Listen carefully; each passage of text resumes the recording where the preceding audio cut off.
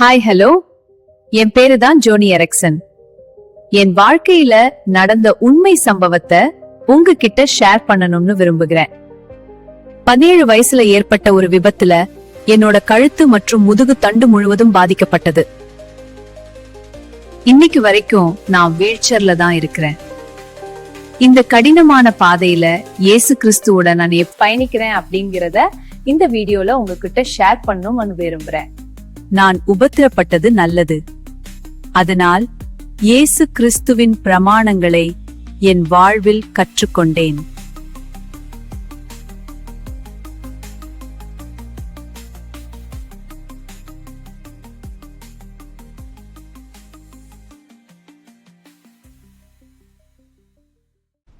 ஒரு நிமிஷத்தில் உங்கள் வாழ்க்கை முழுசும் உடஞ்சி போனால் உங்களால் இயேசு கிறிஸ்துவை நேசிக்க முடியுமா?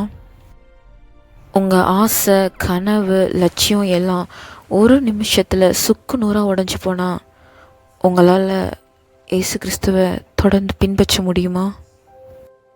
இந்த 2 கேள்வியும் நீங்களே உங்ககிட்ட கேட்டு பாருங்கள். ஏன்னா நான் சொல்ல போகிற இந்த சம்பவம் இன்னும் சில நிமிடத்தில் உங்கள் இருதயத்தை உடைக்க போகுது. நீங்கள் எந்த அளவுக்கு இயேசு கிறிஸ்து மேலே நம்பிக்கை வச்சுருக்கீங்க அப்படிங்கிறத ஒரு நிமிஷம் உங்களை நிறுத்தி சிந்திக்க வைக்க போகுது. அன்றியும் அவருடைய தீர்மானத்தின்படி அழைக்கப்பட்டவர்களாய் தேவனிடத்தில் அன்பு கூறுகிறவர்களுக்கு சகலமும் நன்மைக்கு எதுவாக நடக்கிறது என்று அறிந்திருக்கிறோம். ஜோனி எரிக்சன் டாடா தன்னோட யூத் லைஃப்பை ஜாலியாக என்ஜாய் பண்ண நினச்சிட்டு இருந்த ஜோனிக்கு மிகப்பெரிய விபத்து ஒன்று நடந்துச்சு. அந்த விபத்து எப்படி நடந்தது? இயேசு கிறிஸ்துவை ஜோனி தன் சொந்த இரட்சகராக ஏற்றுக்கொண்டது எப்படி அப்படிங்கிற உண்மை சம்பவத்தை இந்த காணொலியில் நம்ம பார்க்கலாம்.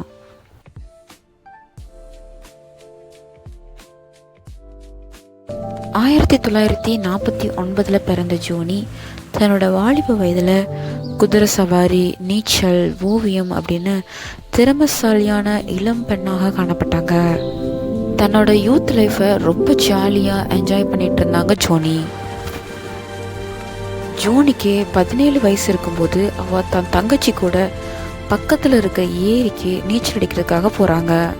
ஜோனியும் அவளோட தங்கச்சி கேத்தியும் நிறைய நாட்கள் இந்த இடத்துல நீந்திய அனுபவம் இருந்தது. அதனால் எப்பவும் போல் அந்த இடத்துல போய் ஜாலியாக நீச்சல் அடிச்சுட்டு வரலாம் அப்படின்னு சொல்லி நினச்சாங்க. டைவ், ஒரு பாறை. ஜோனி தலைகீழாக உள்றாங்க. ஒரு பாறையில் அவங்களுடைய தலை பயங்கரமாக மோதுது. இன்னைக்குள்ள யங் ஜென்ரேஷன் கூட ஆபத்தான காரியத்தை துணிச்சலாக செய்கிறத பார்க்குறோம். வியூஸ்க்காக, மற்றவங்க நம்மளை புகழ்வாங்க அப்படிங்கிறதுக்காக. இதே மாதிரி தான் ஜோனியும் டைவ் பண்ணும்போது அவங்க தலை ஒரு பாறையில் அடித்து கழுத்து, முதுகு தண்டு முழுவதும் பாதிக்கப்பட்டது. டாக்டர்ஸ் இனிமேல் நீங்கள் வாழ்நாள் முழுவதும் வீல் சேரில் தான் இருக்கணும்னு சொல்லிட்டாங்க. இதை கேட்ட ஜோனி தன்னோட ஹாஸ்பிட்டல் பெட்டில் கதறி அழுதாங்க.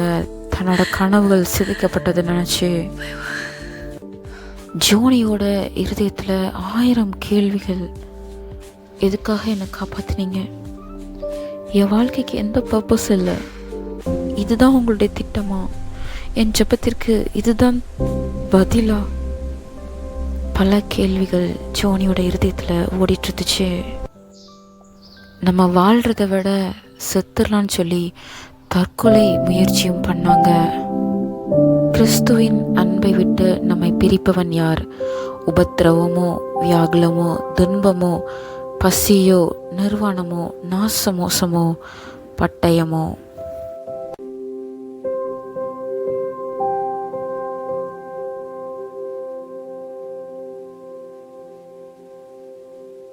இந்த விபத்து ஏற்படுறதுக்கு முன்னால் ஜோனிக்கு 14 வயசு இருக்கும்போது ஒரு யூத் மீட்டிங்கில் கலந்துக்கிட்ட ஜோனி போதகர் கேட்ட ஒரு கேள்வி ஜோனியோட இருதயத்தை நேரடியாக தொட்டுச்சு.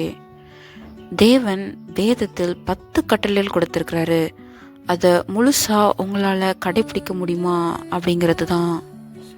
ஜோனி தன்னோட மனசில் நான் பெரிய தப்புலாம் பண்ணல, யாரையும் கொலை பண்ணல, சின்ன சின்ன பொருளை நான் திருடி இருக்கேன் அப்படின்னு சொல்லி நினச்சிட்டு இருக்கும்போது போதகர் 10 கட்டளைகளில் ஒன்றுக்கு நீங்கள் கீழ்ப்படியல்னாலும் முழு கட்டளைகளுக்கும் கீழ்ப்படியல்னு அர்த்தம் அப்படின்னு சொன்னதுமே போதகரின் அந்த வார்த்தை ஜோனியோட இருதயத்தில் ஒரு அதிர்வை ஏற்படுத்துச்சு. தேவனுடைய பார்வையில் சின்ன பாவம் பெரிய பாவம் அப்படின்னு இல்லை, தேவனை எதிர்பார்ப்பதெல்லாம் நம்ம அவருக்கு கீழ்ப்படிந்து நடக்கணும் அப்படிங்கிறது தான். இதை உணர்ந்துக்கிட்ட ஜோனி இயேசுவை சொந்த இரட்சகராக ஏற்றுக்கொண்டாங்க. ஆனாலும் தான் ரட்சிக்கப்பட்டது ஏதோ இயேசுவுக்கு நல்லது செஞ்ச மாதிரி நினச்சேன் அப்படின்னு சொல்லி பிற்காலத்தில் ஒரு பேட்டியில் அவங்க குறிப்பிட்டிருக்காங்க. மருத்துவமனையில் வேதனையோடு இதெல்லாத்தையும் அவங்க யோசிச்சுட்டு இருந்தாங்க. இயேசு கிறிஸ்து உண்மையாக என் மேலே அன்பு வச்சுருந்தா ஏன் எனக்கு இந்த பிரச்சனையை அனுமதிக்கணும், ஏன் என்னை காப்பாற்றணும் அப்படின்னு பல கேள்விகள் அவங்க உள்ளத்தில் எழுந்துகிட்டே இருந்துச்சு. ஒரு பக்கம் தற்கொலை எண்ணம், ஒரு பக்கம் அந்த முதுகிலிருந்து கழுத்து வரைக்கும் உண்டான வலி, சொல்ல முடியாத மன அழுத்தத்துக்குள்ளே தள்ளப்பட்டாங்க ஜோனி எரக்ஷன் டெடா. இதை கேட்டுட்ருக்கிற உங்களுடைய வாழ்க்கையிலும் நீங்களும் ஏதோ ஒரு காரியத்தில் மன அழுத்தத்தினால பாதிக்கப்பட்டிருக்கலாம். கடன் பிரச்சனை, குழந்தை இல்லை, பிள்ளைகள் ரட்சிக்கப்படாமல் இருக்கிறது, கணவர் குடிப்பழக்கத்துக்கு அடிமையாக இருக்கிறது, இன்னும் பல காரியங்கள் நினச்சி நீங்கள் மன அழுத்தத்துக்குள்ளே இருக்கலாம். ஜோனி எரக்ஷன் டெடாவோட வாழ்க்கை உங்களுக்கு முன்னாக சாட்சியாக இருக்கிறது. இதை கேட்டுட்ருக்கிற உங்களையும் தேவன் மன அழுத்தத்திலிருந்து விடுதலை கொடுக்க போகிறாங்க. அவருடைய பிள்ளையாக உங்களை மாற்ற போகிறாங்க. கிறிஸ்துவின் அன்பை விட்டு நம்மை பிரிப்பவன் யார்?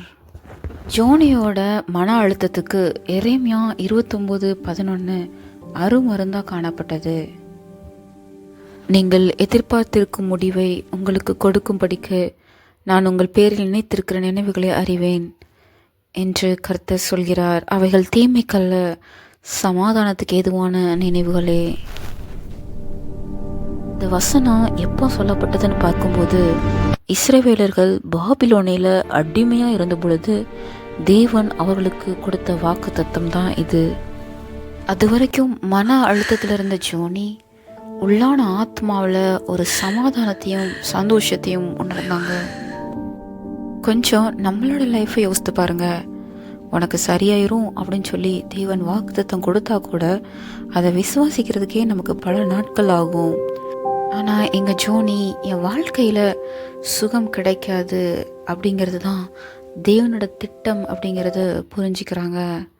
அதை சந்தோஷமாக ஏற்றுக்கிறத பார்க்குறோம்.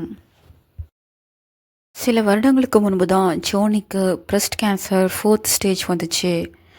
ஜோனிக்கு ஹீமோ கொடுக்கும்போது அந்த வழியை நரகத்தில் இது ஒரு துளி தான் அப்படின்னு சொல்லி, ஜோனி என் சரீரம் அழிந்தாலும் என் ஆத்மாவை நான் ஒருபோதும் கெட்டு போக அனுமதிக்க மாட்டேன். இன்பத்தில் இல்லை, இந்த துன்பத்தில் தான் இயேசுவை கண்டறிவது எல்லா இன்பத்தை காட்டிலும் அதிகமான இன்பமாக இருக்குது. அதனால் இந்த இயேசுவை நான் எதற்காகவும் விட்டு கொடுக்க மாட்டேன் அப்படின்னு சொன்னாங்க ஜோனி.